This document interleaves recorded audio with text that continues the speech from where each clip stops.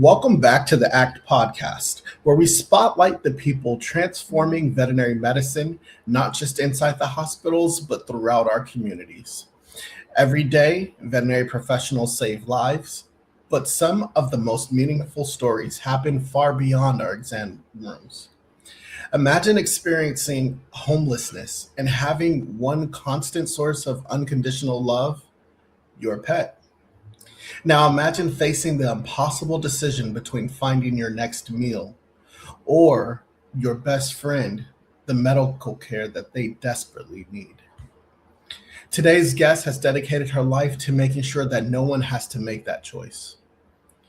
Since 2008, her organization has partnered with more than 2,000 veterinary hospitals across the United States, helping provide emergency veterinary care and pet food to animals belonging to people experiencing homelessness.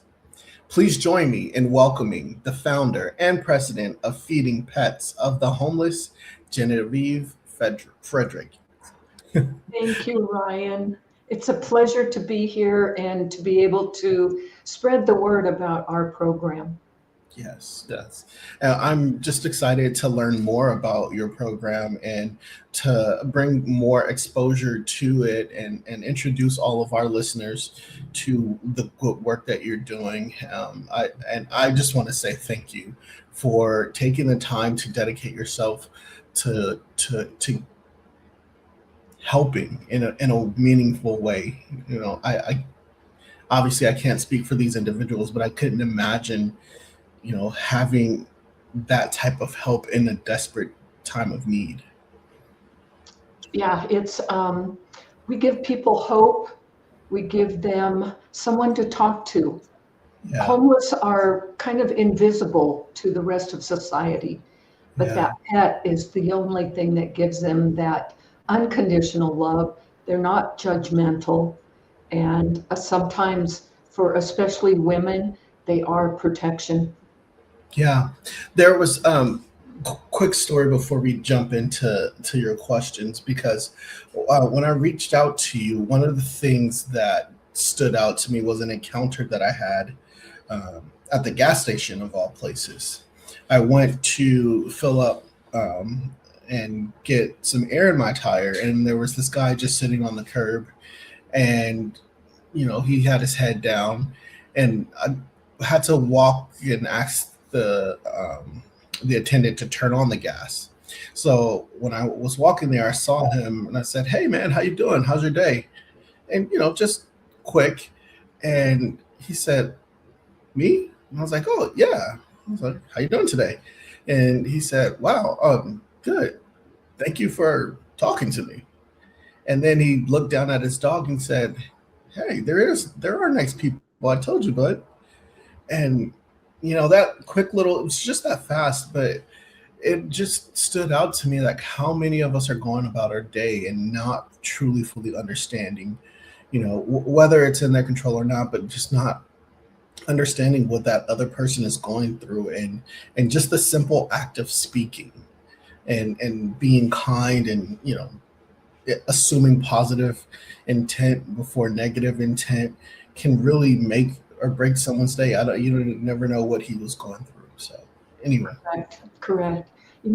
Most people identify homelessness with addictions, mental illness, but there is another whole issues of how and why people become homeless. That man that you met at the gas station, his story could have been something like an eviction, lost his job.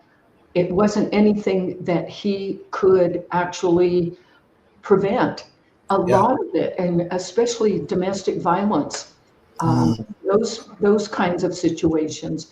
And I can tell you that 62% of our clients are women, and 20% of them are victims of domestic violence that have reached out to us.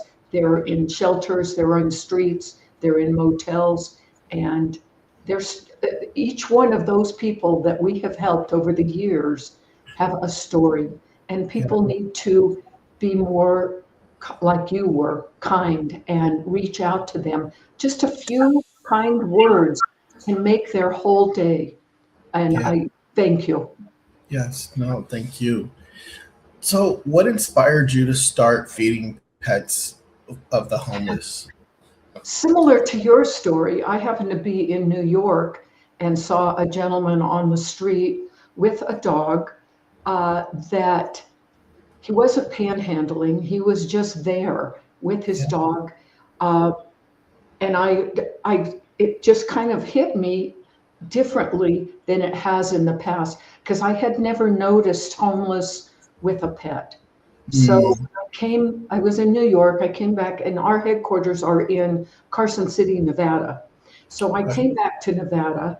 I had this image in my mind, and I was like, how can I help this poor man?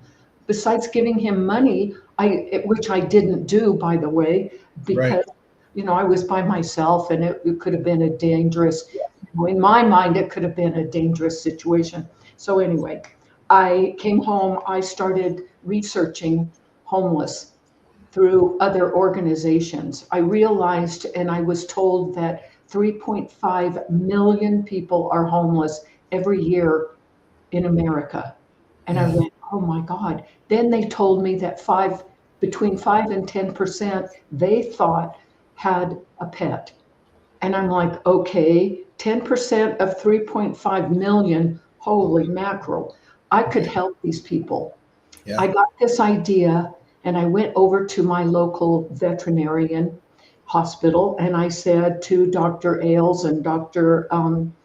Allen, I said, if we were to put a donation bin in your reception area and let our community fill it with pet food, and then we'll take it over to the local food bank where low income and homeless are going every day for a hot meal for they're at our homeless at our food bank. They're also giving them a hot meal and food, clothing, and a lot of resources.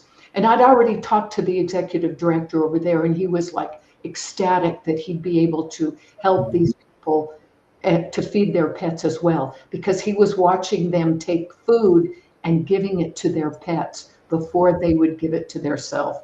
So I sent a press release to the local paper. A reporter picked it up, went out to the Carson River, saw a couple out there in an old RV, no electricity, no sewer, no water, but they had two large dogs. And Mm, the reporter asked, if you didn't have to purchase pet food, what would that mean to you? Oh my gosh, they were ecstatic. Well, maybe we could go into a RV park and get water, electricity, and sewer. So it made it on the front. She took a picture of them, their dog. It made it on the front page of the paper that afternoon, after that morning edition. That bin in that hospital was over full. And wow. that's when I knew this was going to work. If it Yeah. worked in my small community, it's going to work across the country. So I Yep. started reaching out to hospitals. That was my Mhm. first goal. Get hospitals to get on board with this, show that they're socially responsible in their community and Yeah. take it, work with the local food bank, because I didn't want to drive to the food bank to drop off pet food. Right. I wouldn't even, excuse me, Mhm. I wouldn't even know that they needed pet food. So that's how it all started. Now we're at 2.7 million pounds of pet food have been distributed. Wow. Yeah, it's a lot. And It's happening every day. People are finding us on our website, finding a donation site. They're donating pet food. At the same time, people that need pet food are going to our website and they're finding locations where they can get pet food. They're not yeah. going to the donation sites, they're going to where they're already getting help. Right. So that was the beginning of the 5 programs that we now have. Um, One of the things that happened uh, during this, in one of the first years that I was developing developing donation sites and what we call pet food providers, I got a call from one of my donation sites, and she was in California, Northern California, had a grooming business, a mobile grooming business.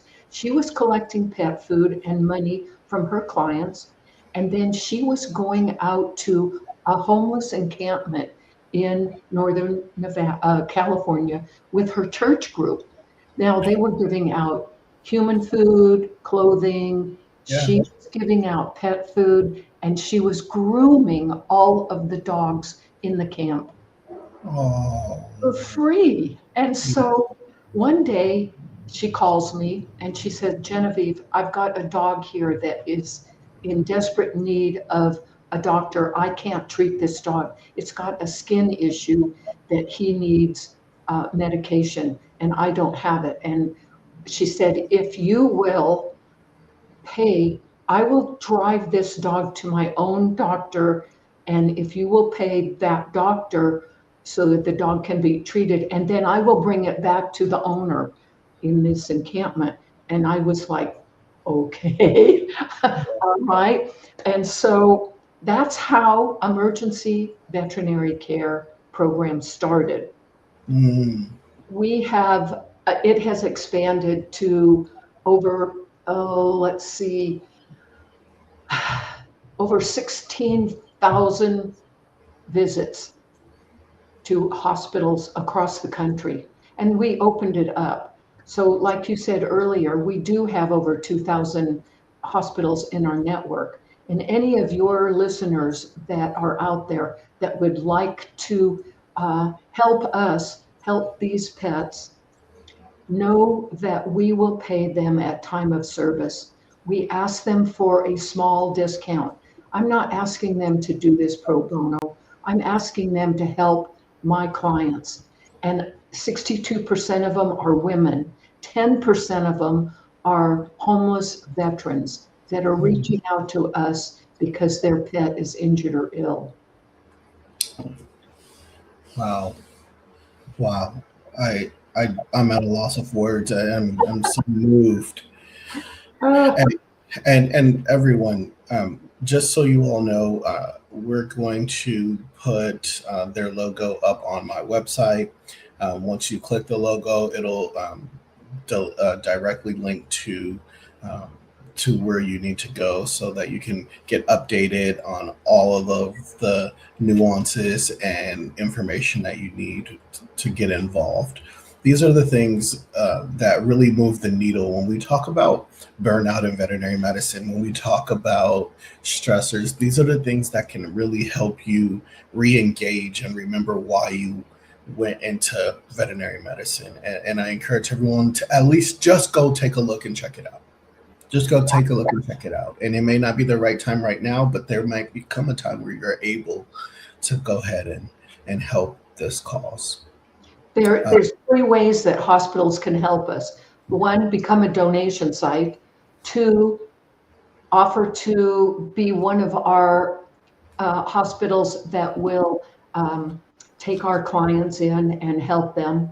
And the third one is do a wellness clinic in your community. We will sponsor you by paying for the hard costs. We ask you to volunteer your time and your staff time to go out where you know there's an encampment.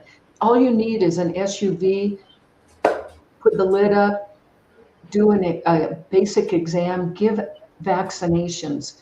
We've done this across the country, and we have helped in wellness clinics. Over 18,000 pets have gone through one of our wellness clinics that we have sponsored over the years. So there's three ways hospitals can help us. And we couldn't do this without them. We really couldn't. It's such an important part of our programs. Well, one thing I don't think veterinary professionals fully appreciate is the incredible bond between people experiencing homelessness and their pets. What have you learned about that relationship that you wish everyone understood? Well, I can tell you that My dogs are probably, well, they passed away, but they used to be on my bed every day while I'm at work.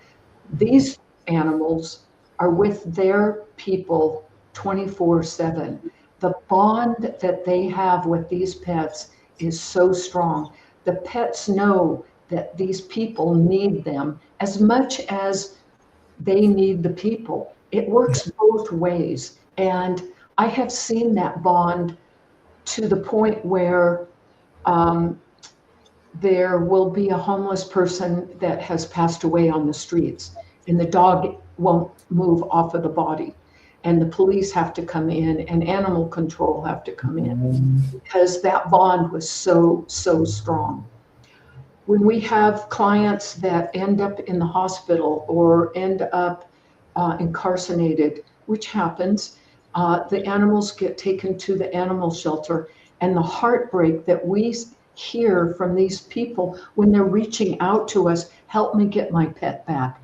I don't know where it is. They may have adopted it out. They may have euthanized the pet. I don't know, but help me, help me. And there's nothing we can do, but that bond is so, so strong. This was the only thing, human breathing thing. It wasn't human, but it's a living thing that relies on these people, and the animal relies on them. And it is heartbreaking when we have to put a dog down. Many times people don't find us in time. And by the time we get them to a hospital, the doctor will call us and said, I can't help this pet. Yeah.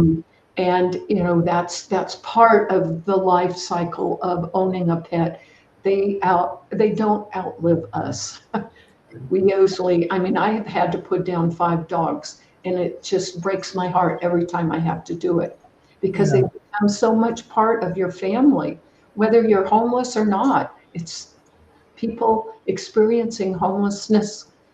That is a connection that they need, and sometimes that's the only thing that is keeping them from committing suicide, and we hear that all the time. Yeah. Over the years, you've undoubtedly witnessed countless and incredible moments. Is there one that perfectly captures this work?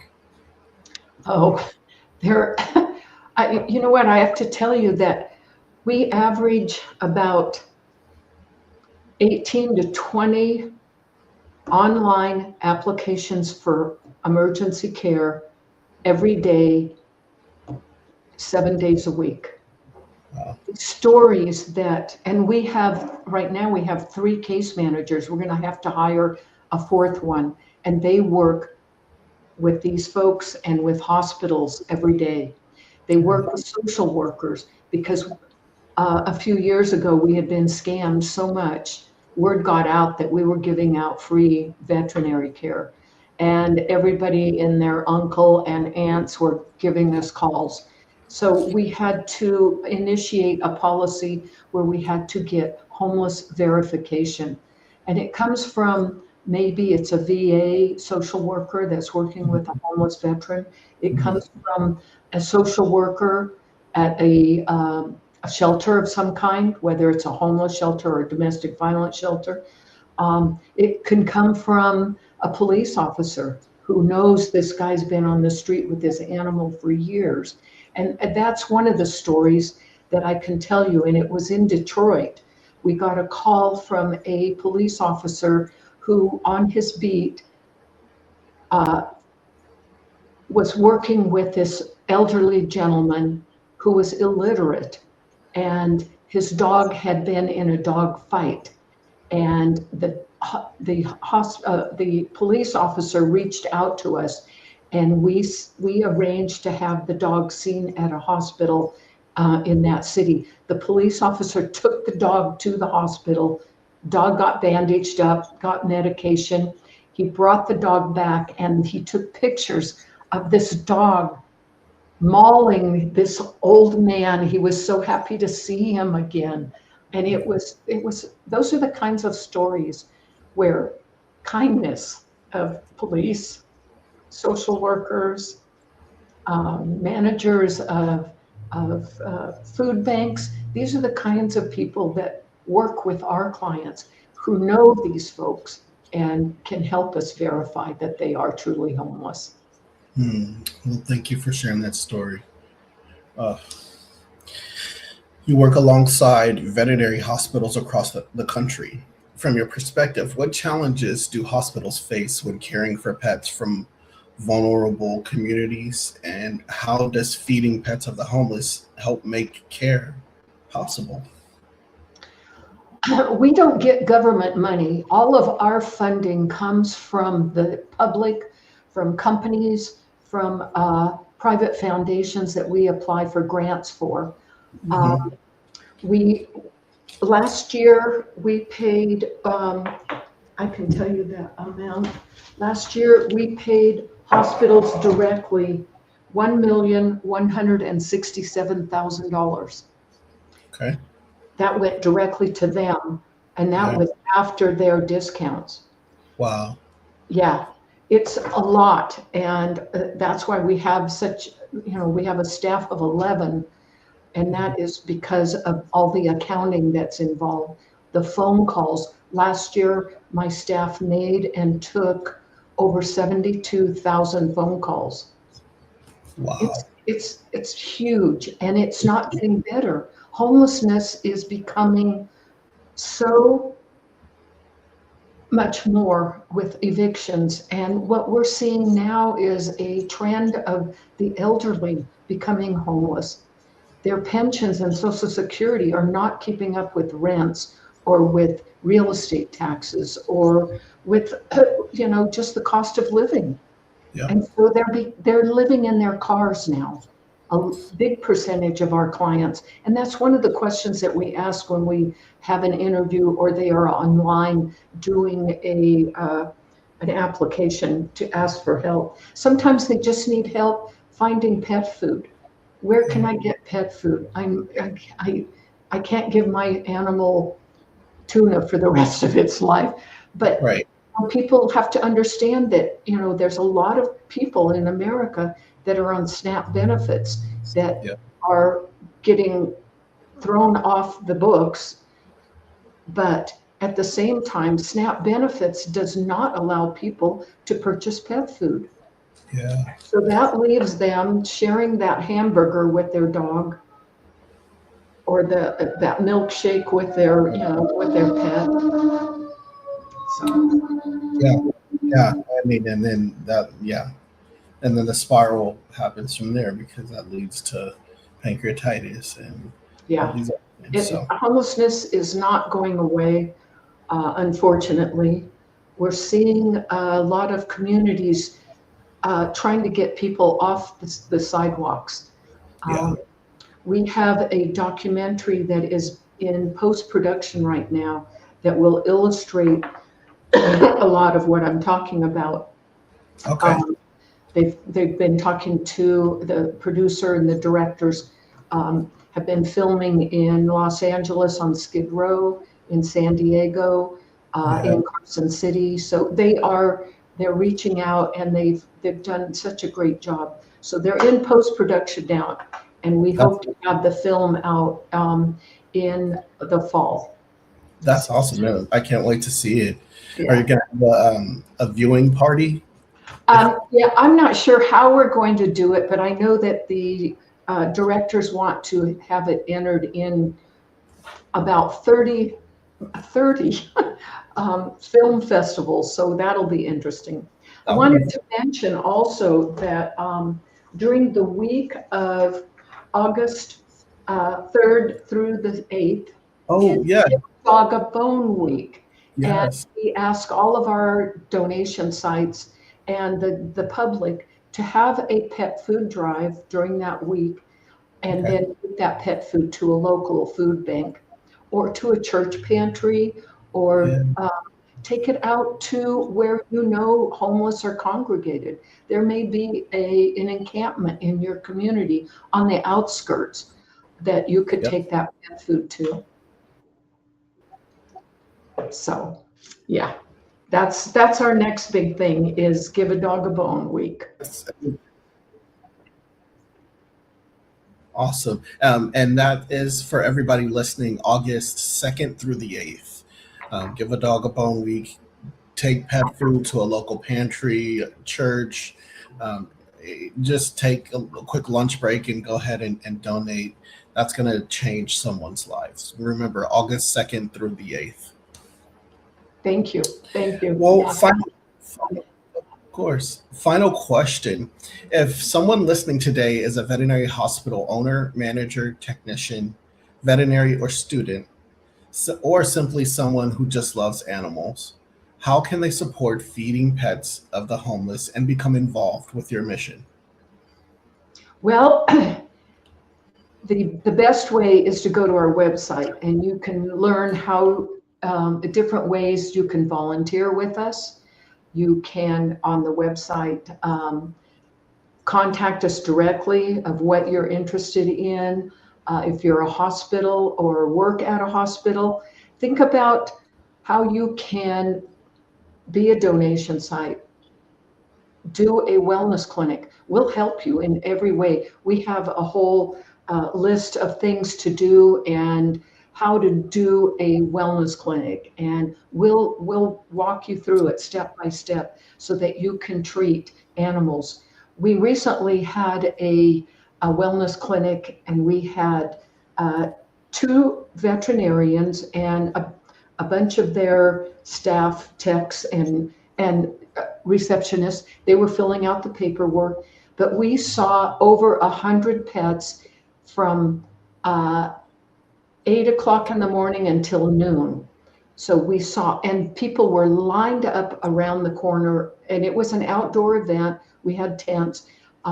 People can go on our YouTube and see what one looks like, and they can get the rest of their community involved. Yeah, I love that. Ladies and gentlemen, hospitals, please get involved if you can. What a great way to bond the team and to give back.